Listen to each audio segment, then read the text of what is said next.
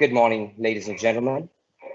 Before we begin, we would like to observe a 1-minute silence in remembrance of those who were killed in the terrorist carnage on Easter Sunday last year.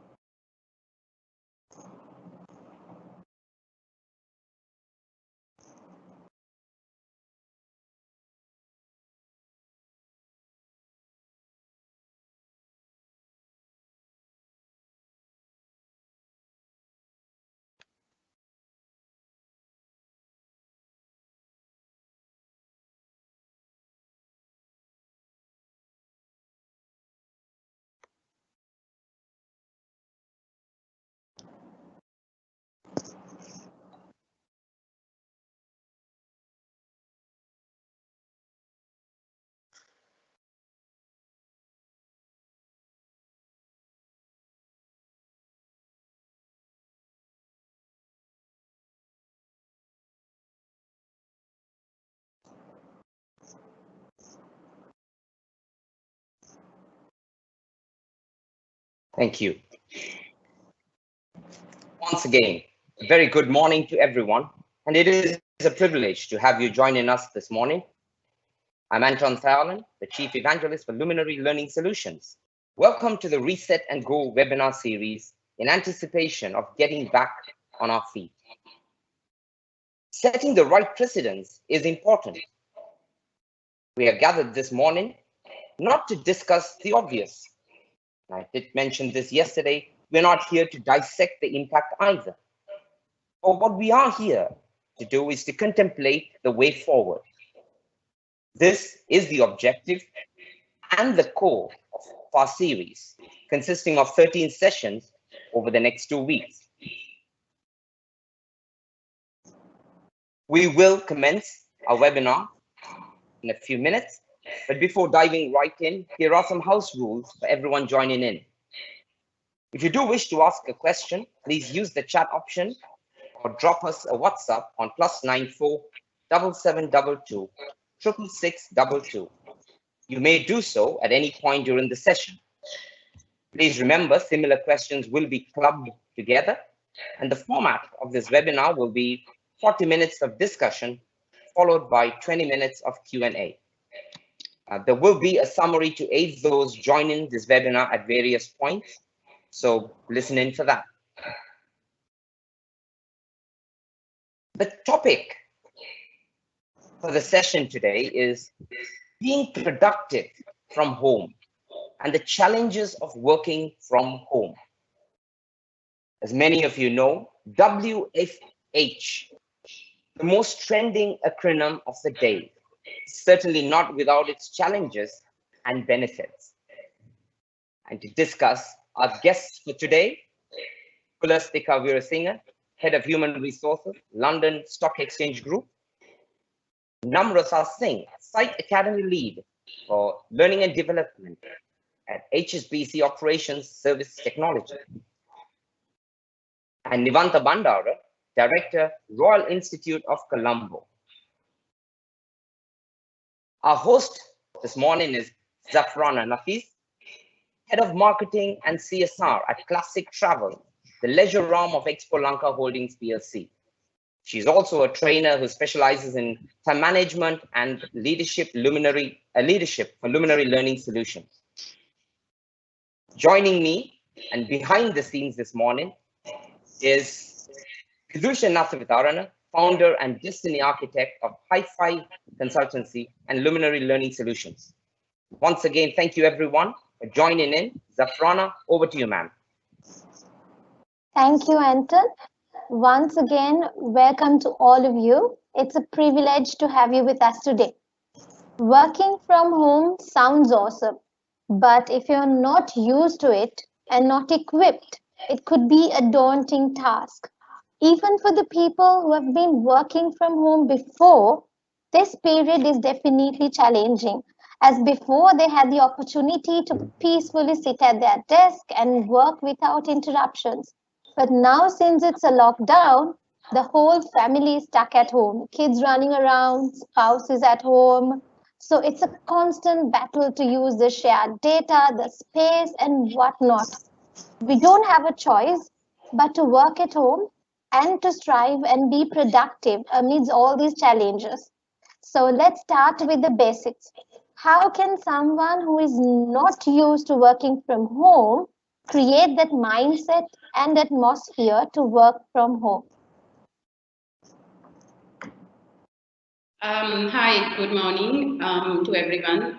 First, let me thank Luminary for the invitation to share and also be a part of the conversation. I think everybody in the market who had to dive into work from home, we could not ease into it. I think we had to directly dive into the model of working from home. So there's much that happened as part of learning on the go. From a mindset perspective, Safrana, what I think is the employer-employee relationship really became, there was a need for it to change in the context of work became home. So now the definition of home, what is a mindset change in terms of a definition of home? We have employees, if you take personal experience from our organization, we had employees who have no childcare, where everybody is at home. As you mentioned, the laptops, the equipment had to be shared amongst a lot of them. And then there were parents who possibly had to run around the vegetable trucks and get their online food sorted and keep their family safe as well. So the mindset change which is there is the playing field become quite complex. The mindset which I feel that came into play is the prioritizing. So from an employee perspective, it's about prioritizing because now you at home had to play many roles as an employee plus at a person who was at home, a brother, sister, etc., a parent. And for the employer, I think the mindset change came in the form of tolerance and ensuring that, okay, let's give our employees the space that they need in the complex playing field that now they have to deliver. And what is that tolerance threshold?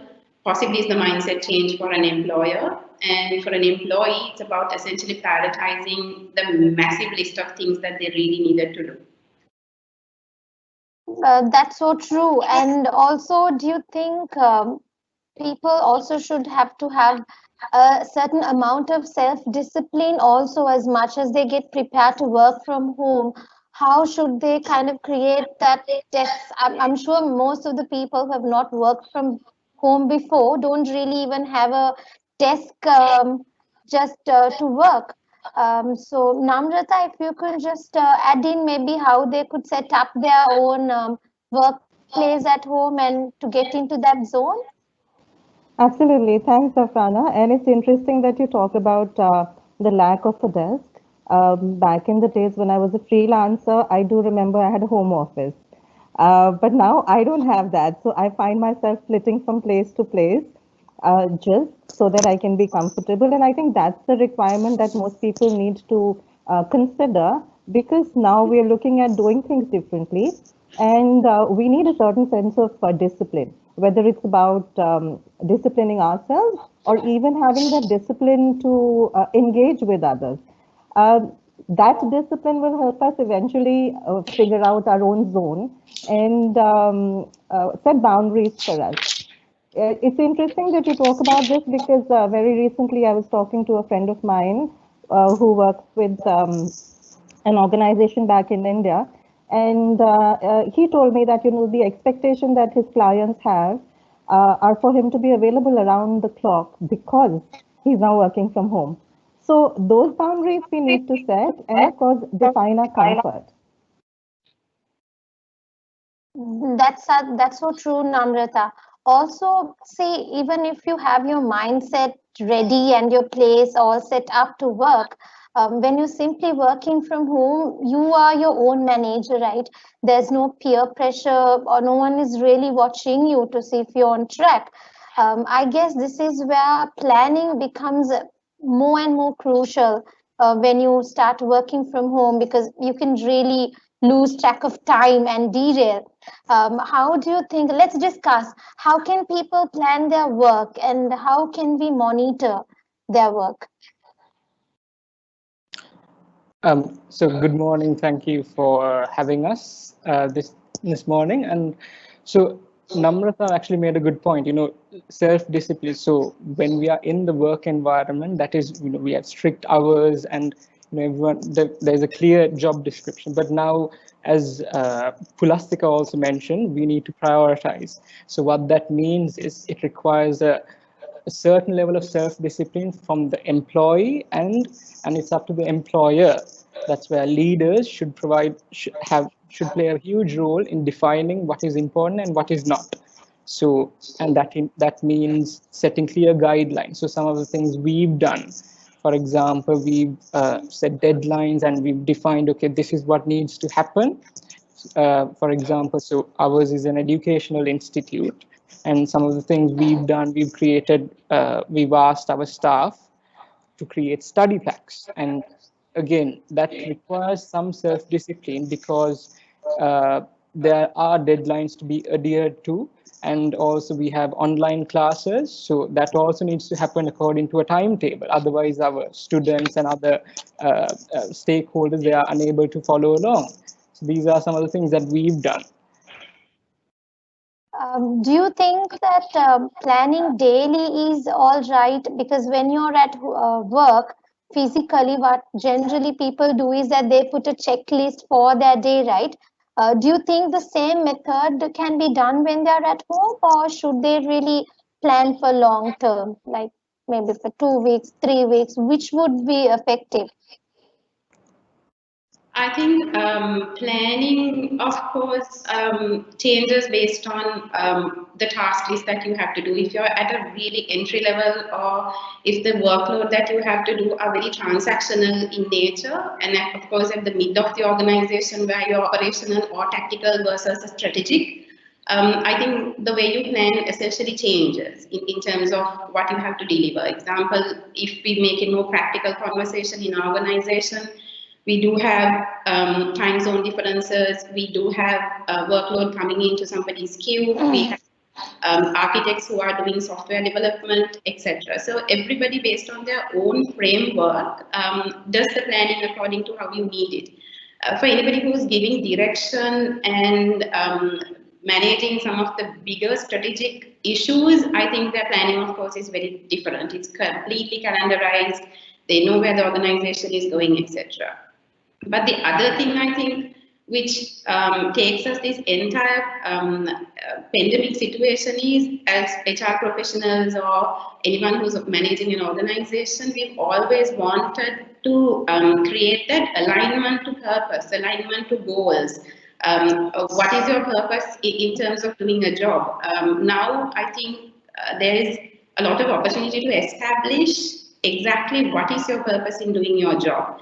Now more than anything, the country needs that kind of productivity to be done. So we are one of the luckiest possibly to get it done from a home environment, and most of our industries who can get into this model has got into this model. So more than planning, I think if we can direct our employees towards the purpose that you being productive at home really helps your organization, not only your organization, but necessarily where the country is at as a purpose of your duty, I think the planning just becomes part and parcel of what you're good at. It just essentially needs a lot of creation of purpose of your role. So while you have all those other chores to do, other responsibilities, you also know it's a main thing that you deliver in your organization's expectation is also a massive priority that could align the organization's objectives and then the country's objectives as well. Yeah, that's so true. I think these times have really made people understand what their core contribution is at their workplace. And even in terms of processes, I think a lot of companies have started streamlining and updating their processes, right? Because when you're physically at work, you take most of it for granted, like even approval processes and stuff. It could just be done physically. You meet the person, you get approvals. But now, since when you're working from home, how do you think the companies or even teams should adapt to new processes? Maybe Namrata can add in, because you have a lot of experience working with BPO teams overseas as well. So when we talk about processes, Namrata, how do you think people can update and have a seamless process to do their job? Zafrana, I think it's all about evolution and making changes as we go by, because there's nothing certain about this situation. If VUCA was something that we spoke about in terms of technology till about few months ago, it's VUCA essentially that we are living in, and there's nothing certain about where we are today. So to figure out a certain semblance of normalcy in this volatile environment, the best that we can do is possibly look at streamlining, like you mentioned. And I think it's about, how the cogs in a wheel function. And all of us are evolving and making changes as the situation changes. And I think it's very organic. And of course, the couple of skills that really would come in very handy, and they are coming in handy for a lot of people today, is learning agility. I think today, if we have that agility and the change mindset and adopt that change mindset, the whole transition is much easier. Having said that, adaptability is another thing that will really come to the fore today, because we are in a change, and we are essentially part of history. Maybe we don't know how it's going to end, but we need to make the best of it and figure out solutions as we go by. Nobody has the answers now, but we're all figuring it out. And what is evolving is something which is really nice, because it's bringing everybody together and coming up with, like you said, processes that work for everyone. Yeah, on that thought, there are a lot of sales teams and salespeople also who's joining with us today. For some of them who can't actively sell to their customers these days, how do you think that they can make use of this time, probably to update their skills, or probably to follow up with their customers? What do you think that they could do productively these days? So let me try and take that. The sales is not my core skill, but let me try and take that, because learning definitely is. And while the whole world is saying that you can acquire new skills in these times, it's not easy. But yes, I think you can definitely hone your skills. You can definitely keep in touch with people. You can definitely have a future focused mindset and say, okay, today, if this is a situation, what am I doing? Tomorrow, if this continues, what can I do to make myself more relevant tomorrow, if this continues? And the interesting thing is that the world is opened up as an opportunity to learn, and there are multiple platforms available today where people are actually offering free online learning. MOOCs have become very, very, very common now. And I think it's a brilliant opportunity for us to see where we are, position ourselves for the future, and pick up skills that we will be able to use. I'm doing that personally myself. It's tough, but yes, I guess it keeps you occupied and positively focused. Yes, talking about being focused and being productive, some of us are totally okay to be focused and to be on routine work. But these days, majority of the people feel stuck at home, because given the social lifestyles that we all have, we are not very comfortable to be stay put at homes, right? So in these times, how can people keep themselves motivated? Leave alone to be productive, but overall, how can they be motivated? So I'll try and answer that one. I think being motivated is one of the challenges that I'm personally struggling with as well, because there isn't an instant gratification you get when you're in that work, physically in the work environment. So I think, as the other panelists also said, it's about going back to basics. What is the purpose of a particular job or a particular organization? I think if if you look at that and focus on the basics, I think you can find ways of motivating yourself. For example, in what we do, it's mainly teaching. So it's what we always tell our staff to keep them motivated is, look, despite the country situation, despite this pandemic going on, you can always be happy that you didn't stop your work, what you're doing, what you're good at. You can be happy at the end of it. Once we return to normalcy, which we will, even though it doesn't seem like it now, that's, I think, a really good way of keeping your employees motivated. Yes. If I may add to that, we have quite a thought through employee engagement strategy, which actually is, of course, working in progress. One of the things that we did was, because everyone is on social media, everyone had to be having a connect, if not on physical, it has to be online. So something we did was use a lot of hashtags and do photo competitions. We even had, I think, an Urdu Ulela, which was online. So seeing an Urdu Kumara online kind of thing, which changed the way that everybody connected with the organization. There was wellness videos being done. There was tips on gardening being given.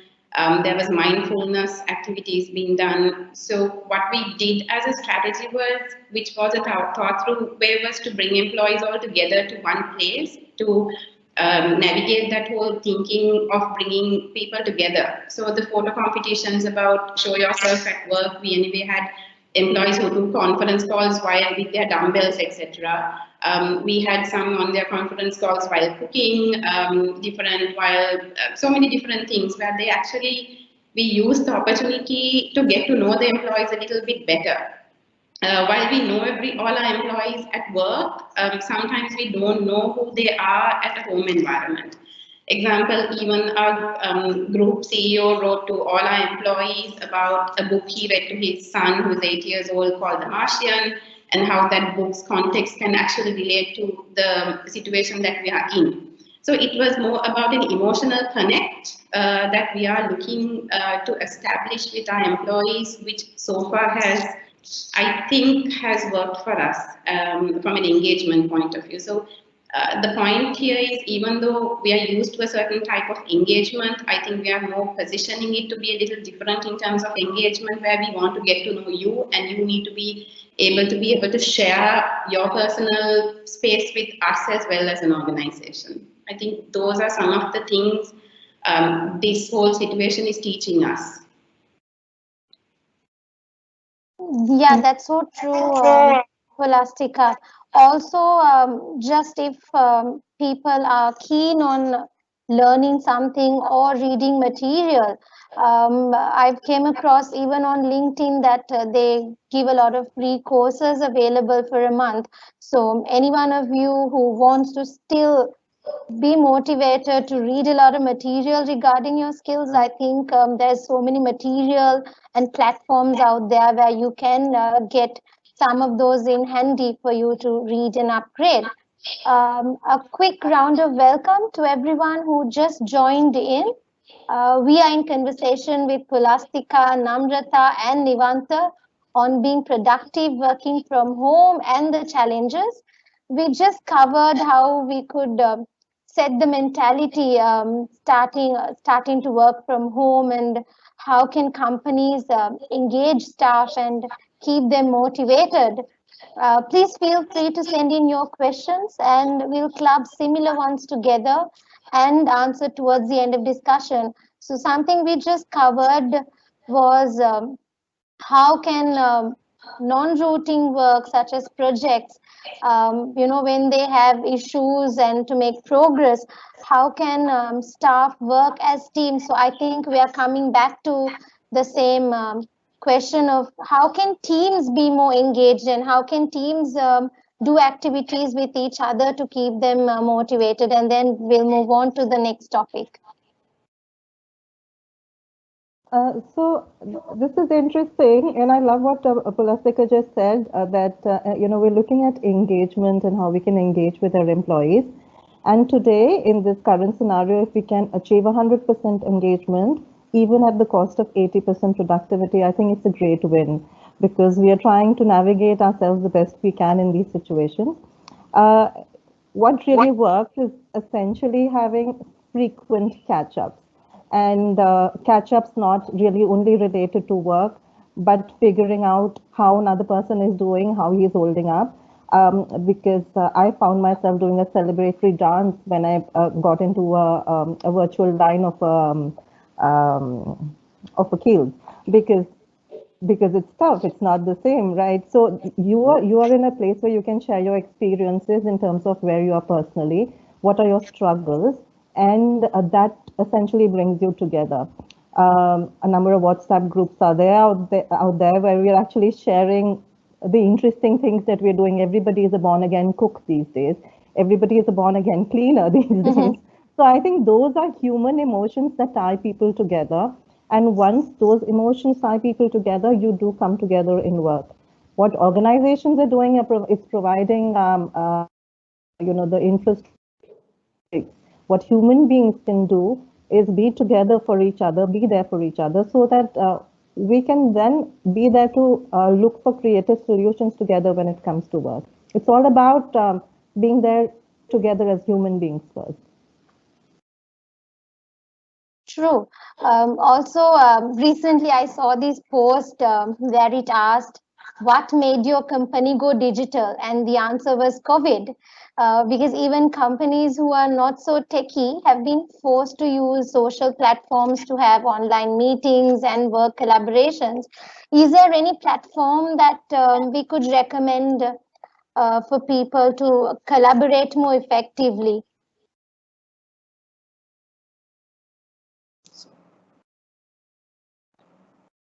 So Or I even think, any, yeah. sorry. I don't think I'm an expert on platforms to comment, but of course, we have been an organization who can move to a work from home model quite easily, and we have done it as part of a benefit to for the employees and also as part of the BCP. So, but it was actually done in pockets for obviously a different reason. Platform per se, when you say digital, I think most platforms that all organizations have or are used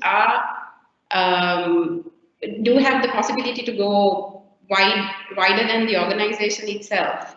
So example, you mentioned learning. So for learning, the platforms are quite good in terms of where employees connect across organization to get into a really large curriculum. Of course, it's not, there is teething issues because I don't think any organization anticipated this kind of load testing to be naturally done. So in terms of connectivity, the conference calls, the Skypes, everything that everybody else uses, of course, there are teething issues.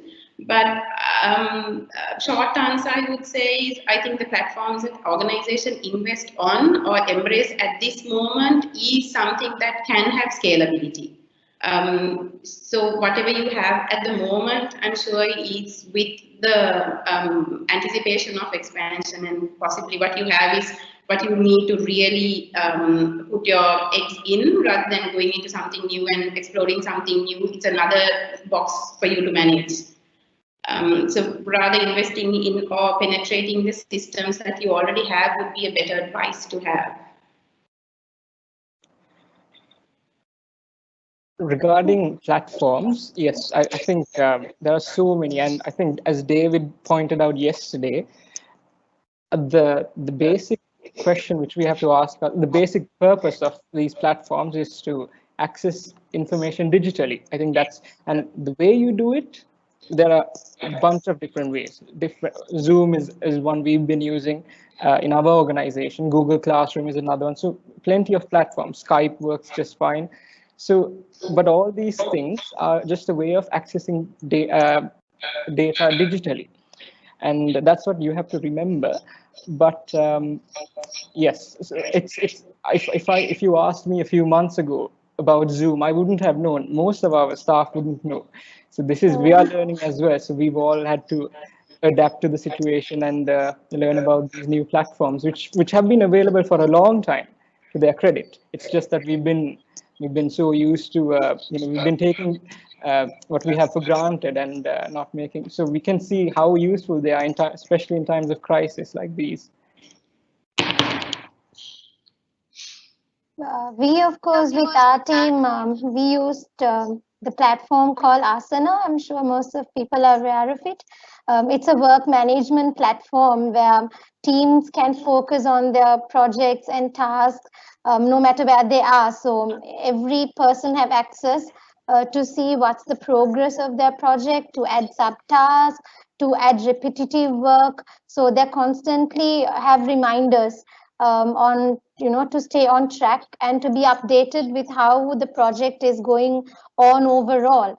I think platforms like that and Trello, even Microsoft Teams have a lot of apps. It has always been there.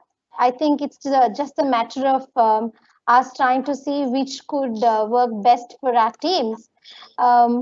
Anyway, as much as working from home is a challenge for everyone, for managers, I think it's even a greater challenge if they don't have the work from home experience before at the organization. There's no rule book for this. So it's actually in the hands of every manager to really find out the best approach to see and get the best out of their team. Because sometimes, even in my personal experience, I know sometimes your best performer at work might be performing very poorly when they're actually working from home due to various reasons. With this thought, we have a couple of questions also along these lines. Rochana have asked a question. Sometime urgently contacting someone reporting to you at the exact required time becomes difficult, aware that they have to juggle around home and work. But this is kind of challenging when they call back. It's too late. I think that's a problem that all the managers have these days. Also, we have another question. I'm just clubbing all together so we could have a discussion around that. In this new working model, how would you manage poor performance or employees who are unproductive? What's our take on that? So one of the things we've done in our organization to answer your question is, so once a task is set, how do you, so you talk about productivity, but there are various ways of approaching a task. So a certain employee would, for example, do the bare minimum, while someone else would go above and beyond what is expected. So that's what we are trying to do as well in our organization. We are trying to measure that, quantify that. What is productivity? How do you measure that? So I think that's a good way of finding out who has been contributing during this time, who has not been, because there are plenty of ways to get involved. Yes, there are challenges, there are knowledge gaps, and not everyone is proficient with using technology, some of these platforms, and as we all know, there are data issues. So we run out of data each month. So, but there's more than one way. There's no one size fits all. And everyone is expected to get involved in some way because that task has been set by the relevant people. So, yes. Nivantha, what you said was so sorry. Please go on. No, Namrata, you take this. I'll finish it. Okay, so I think it was very interesting what Nivantha said in terms of connectivity issues, in terms of proficiency. And I think the one thing that really works is setting expectations, like you said, Nivantha, you've been doing, and tracking it. But I think what we're forgetting, which is a crucial element here, is that everybody reacts to change differently. Everybody adapts to change differently. And again, coming back to the point of doing pulse checks and everyday meetings becomes very critical to figure out where people are in terms of their emotional space. Because if you look at the change curve, I mean, people can spend a lot of time in denial and anger, while others can actually go quickly to acceptance. So as a manager, it becomes our responsibility to do that pulse check, the temperature check to figure out where they are, lend the support, and also rein in the people who are actually putting in those extra hours just because they feel they have nothing else to do.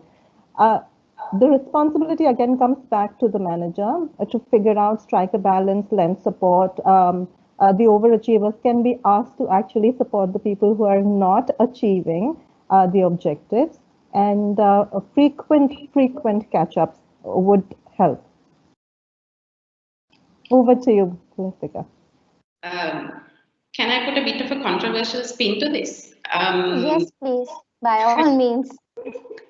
So I think performance, we've been on work from home only for a month, and I think within that month also most of our efforts have been put on anxiety about what's happening in other countries, what's happening in Sri Lanka, what's going to happen to my family, my kids' education, my parents' well-being, so many things, right? So for organizations, while we are existing example for survival, growth, sustainability, profitability, all of that, there is an element of tolerance. Example, it's only been a month, and what performance are we talking about? Example, if we had this pandemic for years and we have saturated on what it ought to be, then it's fine. Because as a responsible employer, you have your commercial challenges that you have to face. You have so many other challenges, the stakeholders that you have to manage. While that, your employees and your performance obviously comes as a priority, but what is that threshold of tolerance that you would give? What do we define as non-performer in this? We all agree there is no pre-literature on this or pre-theory around what is right or wrong. In this context, is it the number of hours? Is it the quality? Is it the reachability? What defines performance? It's only a month. I think anyone who is a manager, who is a leader, who needs to encourage, motivate, help adapt, the priorities are at the moment those, not necessarily on driving performance. Having said that, the leader's role or a manager's role, of course, becomes that much difficult to say, okay, 5 things we need to get done. So the onus is definitely on the manager. How you get it done, the complexity and the combinations would now get a little different. Because there's no way a manager could go back and say, oh, the person didn't answer the phone, therefore I didn't get it done. It's still the onus is on the manager, and possibly that's why we call a manager or a leader a leader. But the how part gets a little complicated because your concoction now gets a little, your cocktail becomes a little bit of a different ingredients. But there is an element of threshold I think we need to give before we define what is performance, what is high performance, what is low performance in this environment. Yes, Pulasthika, I think with that thought, I think you just answered the question that we just got in as well. So someone have asked, how do you measure employee productivity in a work from home environment? What are the productivity measurements that have been put in place during this time, especially with employees who are new to work from home? Is it output driven, activity driven, like timesheets, etc.? So I think, like Pulasthika said, sometimes, yes, it's not only about productivity during these times. And I think it's not fair that this is my personal opinion. You can't just only judge by the number of hours that they would just clock in on the system, right? Maybe it's time that managers and team leaders could look at performance in a different way. Probably give them the most of priority activities, give them clear deadlines, follow up with them the progress, and like Namrata said, we could surely reassign some of the work also. There could be some people who can actually produce more work than another. So maybe they could take more work and balance it out. But then where do we draw the line? Can we empathize on them so much, or should we think about getting the work done as well? Where is that line being drawn? Some will take it for granted as well, but managers have to make sure the work is done. As also, when you're a proper leader, you understand your team, what they're going through as well. How can you manage this? So Zafrana, people do tend to take things for granted even in an office environment where we're really not working from home. And I think as a manager, you know the pulse of your team, right? And you know how they would react. Now, given this situation, there is no algorithm that will tell us the human reaction because the situation is different. Like Pulasthika said, the playing field has completely changed. Home is where we are working now, and we are juggling multiple tasks. And when we're doing that, we can empathize and see that other people are also doing that. They may be, pregnant ladies. There may be nursing mothers. There may be people who are nursing anybody who's ill in their family, juggling homework. Because I don't know whether we still have schools here. I doubt if we have online schools happening. Back in India, I see that children are starting from 9 to 6 on online classes, and like Nivantha also said, I mean, people are studying, right? So how do we manage all that and then expect a person to optimize his performance? So a little bit of sensitivity does need to come in because everybody has a different emotional reaction. Everybody has a different emotional threshold because what we are going through is not precedented. It's Yes. not happened before. We need to figure out as we go along how we can best manage. And yes, I think empathy plays a whole new role today because there's so much more that's happening in people's lives that we don't know. There is so much more that they're dealing with. It's, the social, it's a seclusion that people are dealing with. Some people are so sociable that they can't handle the seclusion. It's a whole new dynamic. So that sensitivity is critical at this point of time.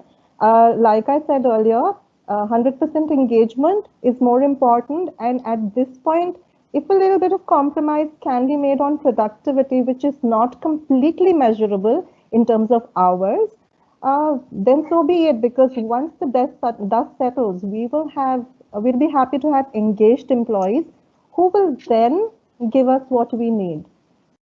That's my take on it. I think you're absolutely right, Namrata. I think empathy is a big quality, is one of the most important qualities that leaders should possess. Because you're right, this is totally unprecedented.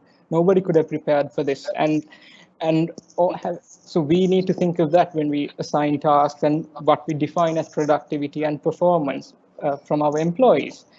But on the other hand, our organization, we have a responsibility to the students and the teachers and our other staff members. So having that in mind, which is what I said before, I think a basic standard should be set. Obviously, you can't expect staff members to match their previous performance level. That's Every organization is different. They have different levels of resources, different quality in their staff, different priorities, different values. So I think starting with a really bare minimum standard, I think, and defining performance based on that is a fair way of I think getting the most out of your staff. And also, again, going back to the point I made earlier, a, a good way of motivating staff is telling them, this is something we do. Look, you didn't let any of your students down. You kept up, you kept, doing you kept your duty. You kept performing well, and you kept doing it. So there is nothing for you to be unhappy about. So that is one way we try to motivate our staff, and we understand the challenges that a lot of people have. This is for a long time, especially in our organization, many staff members aren't familiar with these online tools that we are now using. So it's unfair to expect them to adapt in such a short period of time to this enormous change. And thankfully, most of our staff, they've been doing just that. I think many organizations around the world would agree that people are so capable. So it's just that the expectation has to be set. Yes. Well, even with all the infrastructure and the processes being in place with all due motivation, also, I think there's still a lot of challenges that people face when they work from home, especially work-life balance. That's something that we all talk when we go to work. And now since everyone is at home, is it solved, or has this become even a greater challenge? Because different people have different types of demands to be met at home.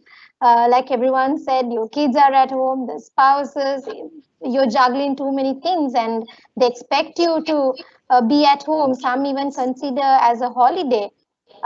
So how do you manage to keep this balance? And probably we can share some best practices around to make the most out of working from home without really disturbing the setup at home, to have the work-life balance and to make the best use of it. Okay, so I've always been a strong believer of there is no work and life. I've always been a believer there's only life. So now I think this whole situation put that into perspective, because everything that we do just narrows it down to the life that you have chosen and the life activities that you need to do. And work, of course, is part of it. On the best practices, at LSEG, what we have done is we have 3 items that we really bucket our things into, essentially on connect, because we understand sudden disappearance from work and you're at home, the organization needs to constantly connect. So most of our connect strategy is with CEO, different groups of leaders, constantly talking to employees. We even have something called social exchange. The word exchange is quite predominant for us as a stock exchange. So most of our branding with employees brings this kind of terminology into it. So this initiative is essentially where you sign up and then you just, in your coffee break or tea break or any break that you would want to take, you just dial somebody and then somebody picks up, somebody that you haven't heard of, know of, and you have a really random conversation, understanding the organization, etc. So there's an element of excitement, element of unknown, but element of you getting to know somebody new and the organization's practices in a different country, etc.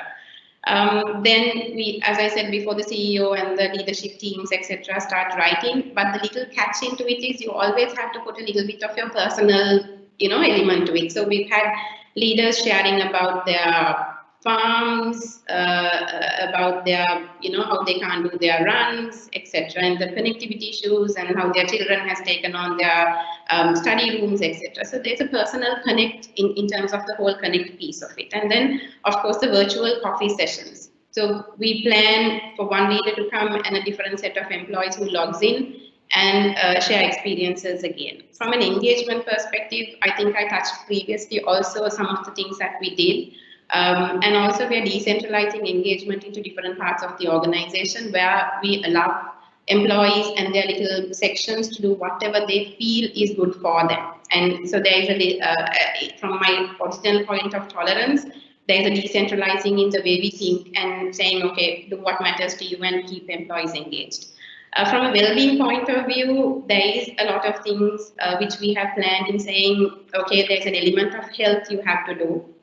So taking walks wherever possible and keeping yourself healthy, mental health, so mindfulness sessions, gardening, these kinds of things also are something that we have built in from a best practice point of view. So if you sum up in terms of practically what we are trying to do with our employees, if I confine it to our employees, these are 3 main themes we are looking at. So from a connect strategy, engagement strategy, and a well-being strategy. Thank you, Pulasthika. I think you kind of touched on overall points where we can draw a perfect conclusion of what people can really do to be productive at home. A quick round of welcome to everyone who just joined in. We are in conversation with Pulasthika, Namrata, and Nivantha on being productive, working from home, and the challenges. We've covered most of the topics that we've planned today in terms of having the right mindset, the processes, the work planning, the technology, and the best practices. And we're just moving into our final topic and discussing the challenges and taking more questions. So please feel free to send in your questions and we'll club similar ones together and answer as most as we can, ending this discussion. Talking about challenges, so when you're at office, being on social media is considered a big distraction, right? And most of the companies we know even have blocked social media on their systems. But practically speaking, when you're locked down, when you're stuck at home, the only distraction people have is the social media, right? So how can someone manage that distraction? How do you advise people to really do that? Not totally shut off, but how can they manage to be productive whilst being on social media also? I think right now we could all do with a little distraction because we have so much on our plate. I think a little bit of distraction in terms of looking at what is happening in social media is fine. But also, what is important is to have an appetite that is more positive. The idea of not dwelling too much on what's happening around and how the struggles, but also looking at I think the crazy humor that people are infusing in the situation. I think it helps people cope, and right now everybody has a different coping mechanism. If people are taking a break and playing a game, I think it's fine. If people are taking a break and connecting with others, I think it's fine because these are new norms for managing in new and uncertain times. And again, like we discussed earlier, productivity, yes, cannot be completely defined in this hour. But once we do set expectations in terms of deliverables and timelines, as long as the person is giving that to you, I think what he does in terms of managing his own stress environment, if he does go and play a game of Candy Crush, so be it, let him enjoy that.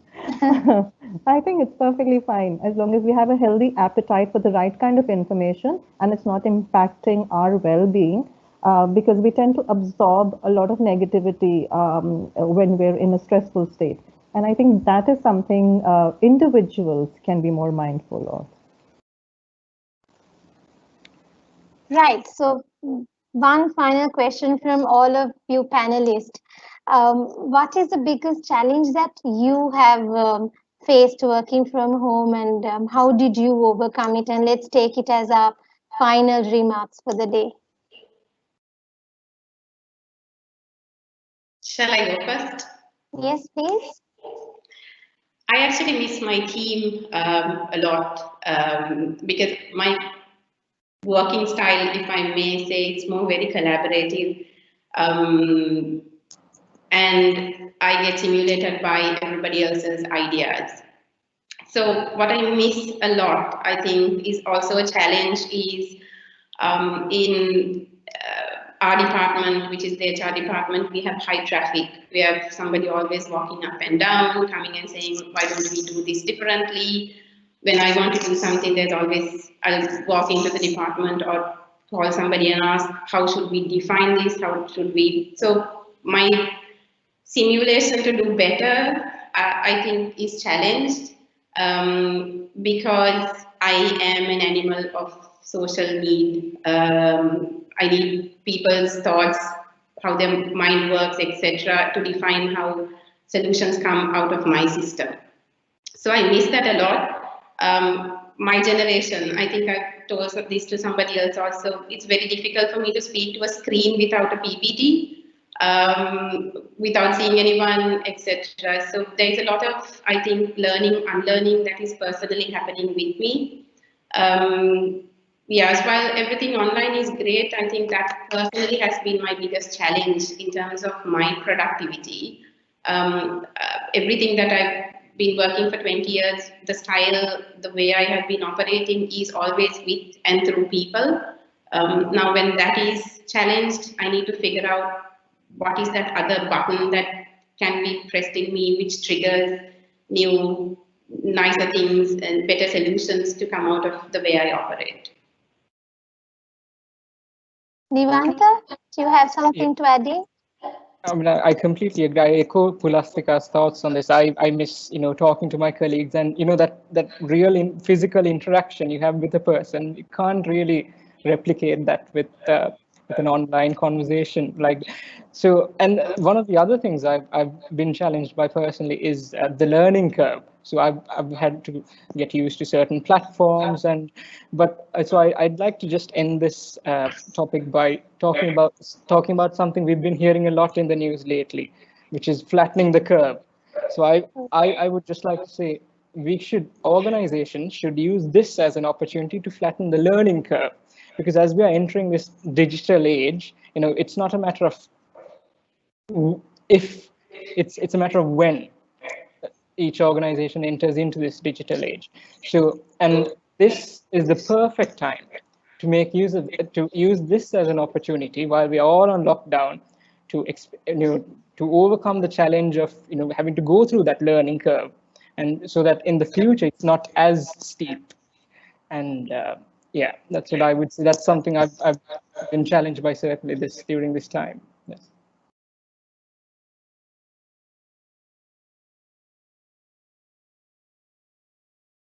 Namrata, how about the biggest challenge that you faced and how did you manage to overcome it?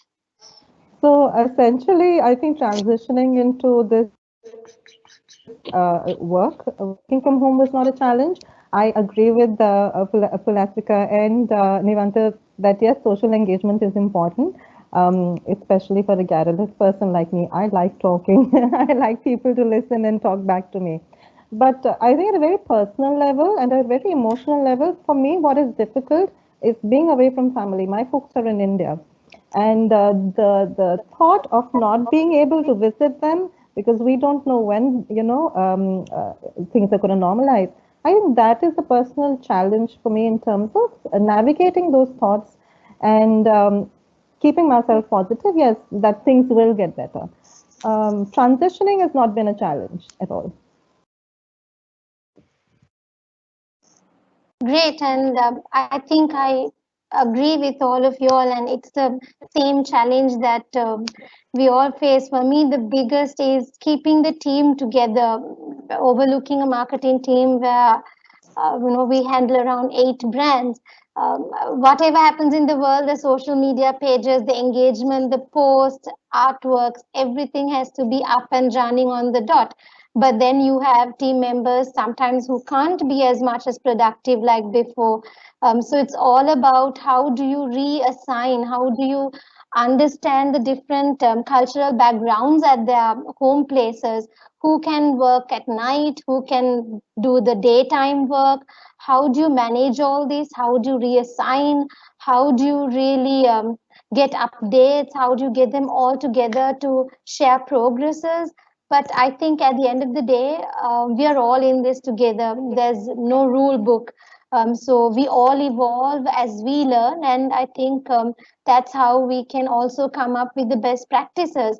We all as humans, and if we could just understand that this is all new for everyone, and work together, and most importantly, be motivated, be positive. I think at the end of the day, that's all what it matters, because you don't want to come out of this and be all stressed out and depressed that you couldn't be productive, but rather be ready to bounce back hard as ever when everything is settled, so you can be at your best when you start working. Um, well, so we were in discussion with Pulasthika, Namrata, and Nivantha on being productive, working from home, and the challenges.